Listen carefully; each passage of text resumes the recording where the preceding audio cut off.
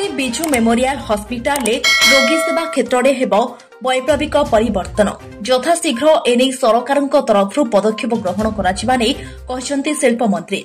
पारादीप एकमात्र सरकारी hospital Biju memorial hospital रोगी कल्याण समिति तरफ एक बैठक अनुष्ठित हो जाइछि।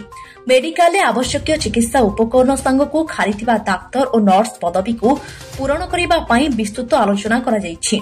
ए बैठक में शिल्प मंत्री संपत चंद्र स्वाई जोगदे रोगी कल्याण समितिर समस्त सदस्य पारादीप पौराध्यक्ष पारादीप पौरपालिकार कार्यनिर्वाही अधिकारी एवं मेडिकल समस्त डाक्तर मानक सहित विस्तृत आलोचना करिसेंती।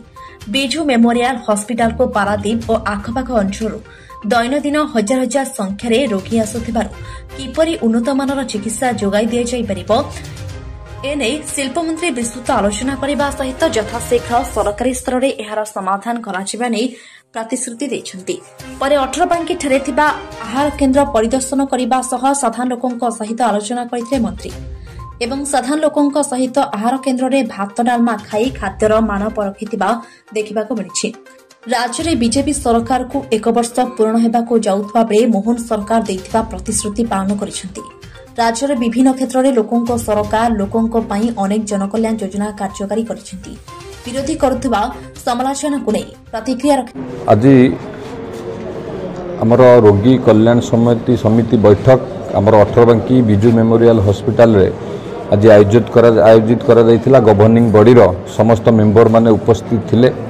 हॉस्पिटल रे जहाँ जहाँ डेवलपमेंट कामर आवश्यकता अच्छी, इंफ्रास्ट्रक्चर आवश्यकता अच्छी, इक्विपमेंट रो आवश्यकता अच्छी एवं एम्बुलेंस एवं जहाँ जहाँ आवश्यक एवं स्टाफ नर्स की हुंतु कि फार्मासिस्ट हुंतु कि डॉक्टर हुंतु ये विषय रे चर्चा आलोचना हला किभली भाव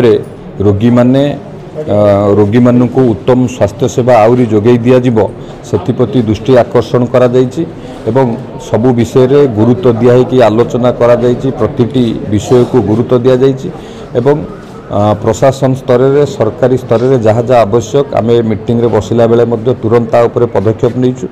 मोर आशा निश्चित भाव में आज बैठक पर जो रोगी मैंने एठिक आसुचंती तांकर आहुरी किभली भाव में उत्तम स्वास्थ्य सेवा जोगई दिया जिवो ये बैठक रे विस्तृत भाव में आलोचना हला एवं फलप्रद मध्य हबो।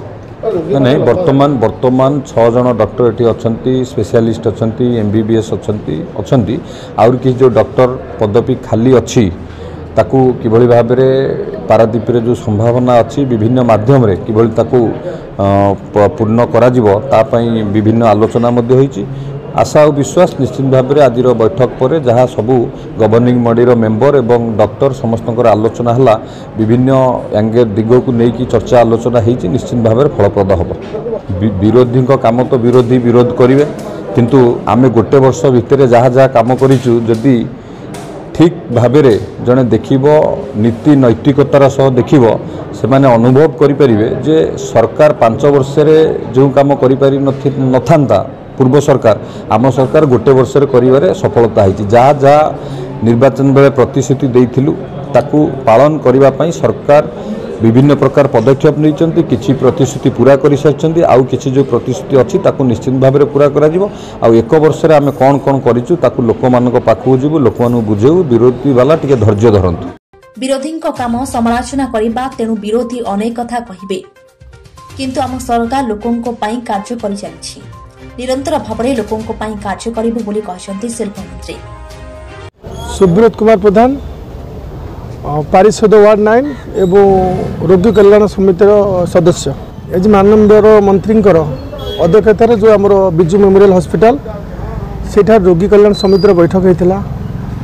मंत्री निजे पुंखानुपुंख भाव में मेडिकल जो सब आवश्यकता अच्छी staff nurse attendant doctor medical जो सब आवश्यकता घर मरामती सबको पुंखानुपुंख भाव शुणिले से समय किछिटा जो पदक्षेप नहीं सब विभाग अधिकारी मान सब जोगाजोग कले केमती खूब शीघ्र हॉस्पिटल मरामती हो पार ये सिक्यूरीटी अभाव अच्छी केमती आसपार नर्स केमती बढ़ी पार सर्वोपरि केमती आमर पारादीपवासी को उत्तम सेवा मिल पार फोकस करागला। समस्त सदस्यंकर से समान मत कि पारादीपटा जेहेतु शिल्पनगरी ये बहुत घटना दुर्घटना घटुची केमती आम से चैलेंज को मीट करवा।